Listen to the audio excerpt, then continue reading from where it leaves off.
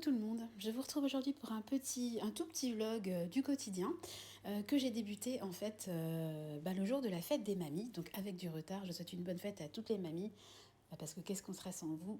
Franchement, moi j'ai pas eu la chance d'avoir mes deux mamies, voilà, et je trouve ça trop beau d'avoir ces mamies, donc chérissons-les.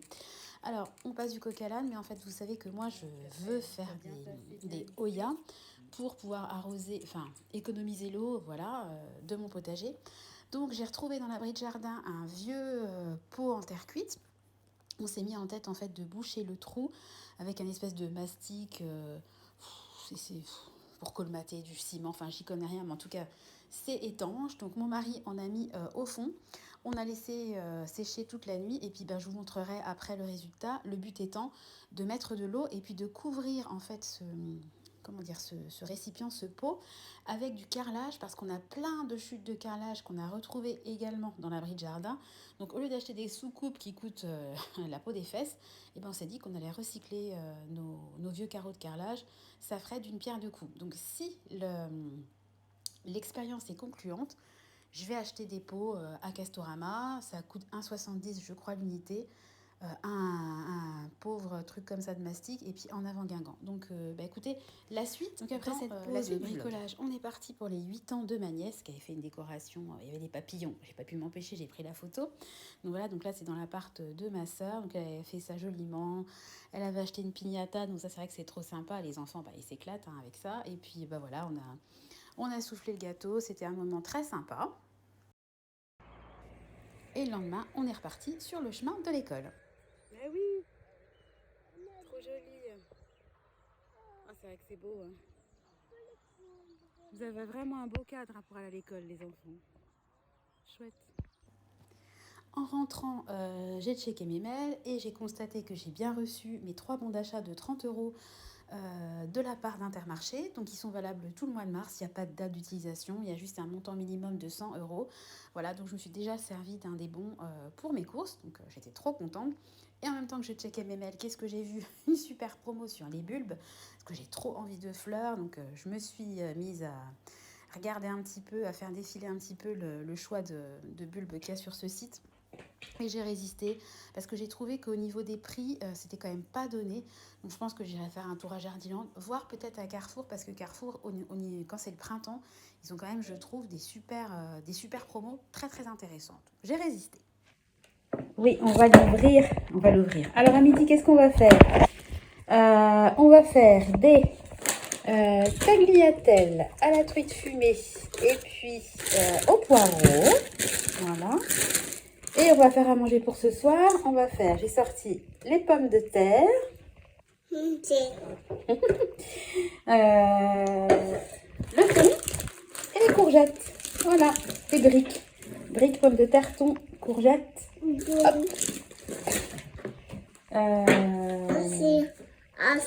Thon, courgettes, pommes de terre. On va y arriver. Allez, c'est parti. On y va. Alors voilà les assiettes. Donc pour Clément et pour Tristan, sans poireaux parce que sinon ça va être la crise. Pour Chéri, plein de tagliatelles, on va dire 2 tiers féculents, 1 tiers poireaux et puis du saumon. Alors Nathan, lui, il a eu des tagliatelles avec un peu de crème fraîche et puis à côté, je lui ai mis, il reste un petit peu de purée, pommes de terre, courgettes, thon, dont je me suis servi pour faire les briques. Et puis moi, je vous la montrerai après, mon assiette est au frigo. Donc moi, j'ai beaucoup plus de poireaux que de tagliatelles avec un peu de truite fumée et puis une toute petite touche de crème fraîche. On va se régaler. Alors là, j'ai mis dans une petite pochette les briques parce que il y en a trop. Hein. Enfin, avec un paquet, on aime bien manger, mais enfin... Voilà, donc j'en ai congelé une partie. Il me reste une petite portion de purée là, dont je vous ai parlé. Voilà, donc on va se servir que va manger Nathan à midi. Et puis au four, hop là, et voilà, il y a les briques qui sont cuites. Hein. Donc là, le four est éteint. Et hop, et je laisse en fait les briques continuer de dorer tranquillement. Voilà, je suis contente de ma matinée qui a été productive au niveau de la cuisine. Allez, à tout de suite. Alors, le verdict comment dire, d'un Oya maison avec de la récup, écoutez, hein, voilà, vous voyez, elle est là. Donc, c'est validé, c'est de la terre cuite. Donc, ce que je vais faire, c'est que je vais acheter des pots en terre cuite, ça coûte rien. Je vais tous les boucher hein, avec du ciment, de la colle, du silicone, enfin vous prenez ce que vous voulez. Et puis je les recouvrirai avec des chutes de carrelage qu'on a retrouvées en faisant le vide dans l'abri de jardin. Donc je suis trop contente. Je pense que c'est une super solution qui sera vraiment parfaite pour faire en sorte que j'ai pas besoin d'arroser tous les jours. C'est vraiment des économies d'eau à venir. Et puis on sait que l'eau, c'est vraiment, ça va devenir de plus en plus précieux. Donc trop contente de ce test, trop contente d'avoir fouillé. Comme quoi YouTube, hein. Si j'étais pas allée sur YouTube, qu'est-ce que j'aurais fait? J'aurais acheté un Oya. La petite version, ça va te fait coûter 20 euros. Mais là, ça va me coûter 1,70 €. J'ai regardé à Castorama les pots en terre cuite. Bah, si j'en prends 20, ça va me coûter 30 euros. Un truc en silicone, ça va me coûter 30-40 € pour avoir 20 Oya, quoi. Enfin, je suis trop contente. Voilà la trouvaille du jour. À tout à l'heure. Donc on a goûté la viennoiserie que mon mari avait achetée chez Marie Blachère. Et j'ai pas filmé, mais bon, le soir on a mangé les briques de thon, il y a eu les bains, le coucher, les histoires, enfin une soirée classique. Donc j'ai pas du tout pensé à prendre mon téléphone, mais de toute façon il n'y a rien de... C'était une soirée classique de fin de journée, voilà. Donc je vous retrouve maintenant pour la suite le lendemain matin. Le crochet il s'est accroché sur le 4x4 des voleurs. Et après, le voleur il est tombé. Ah d'accord. Alors, les enfants sont partis à l'école. Je viens de ranger un peu le salon. J'ai toujours un coin chaud où il y a tout qui s'accumule. Alors, et on vient de recevoir le ventilateur plafonnier. Donc, il peut se mettre en aspect bois et vous pouvez le retourner, ça peut être blanc. Petit bémol, je vais faire une réclamation à Amazon parce que c'est franchement abusé. Alors, je vais essayer de filmer sans envoyer la bouille de Nathan. Le truc, le livreur, il a pas sonné, il l'a mis dans la boîte aux lettres. Je vous raconte pas, pour sortir le colis de la boîte aux lettres, il a bourré comme un gros bourrin dans la boîte aux lettres. Je me demande même s'il a pas brayé la boîte aux lettres. Donc je vais faire une réclamation. Putain, sans déconner, les mecs, ils abusent. Je comprends qu'ils aient trop de livraisons à faire, qu'ils soient pressés, etc. Mais enfin, quand même, quoi. Le mec, limite, il pète notre boîte aux lettres pour aller plus vite, quoi. Donc...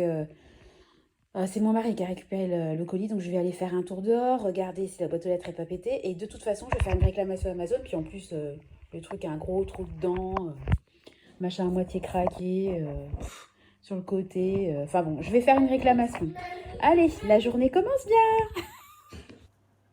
Alors, je vous laisse en fait en copie la réclamation que j'ai effectuée et la réponse d'Amazon. Voilà, et bien écoutez, ils ont proposé de nous dédommager à hauteur de 15% du montant total du ventilateur, chose que j'ai acceptée. Donc, n'empêche que surprends-toi à demander parce que, mine de rien, avec l'article, il n'y a pas de souci. J'ai vérifié, la boîte aux lettres s'ouvre et se ferme correctement. Mais bon, je trouve que ça méritait d'être souligné à un moment donné, les livreurs, il faut faire attention. Je bascule donc sur une photo de bois. Vous allez dire pourquoi elle me montre une bûche celle-là.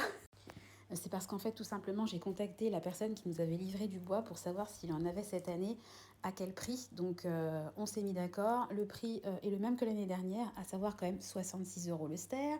Et qu'on va prendre 14 stères. Donc on avoisine des 1000 €.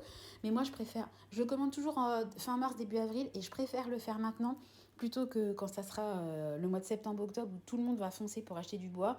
Puis en plus, en septembre, il y a la rentrée. Après, il y a les impôts. Je préfère payer mon bois en mars. Puis, je sais pas, psychologiquement, je me dis que c'est fait. Je suis tranquille pour l'hiver. Alors, sinon, je vous mets une photo des petits pois qu'on a semés avec Clément. Pour l'instant, fiasco. Il n'y a rien qui sort. Donc, pourtant, tous les jours, j'arrose, je les mets au soleil. Donc, peut-être que c'est un petit peu plus long la germination.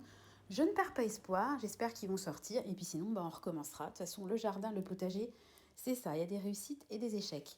Alors le matin, comme d'habitude, j'ai fait mes comptes. Alors là, grosse joie, puisque j'ai reçu mon congé parental et il n'y a pas eu de décalage du loyer, vous savez, de celui qui avait payé avec du retard, le locataire qui avait mal payé le mois dernier.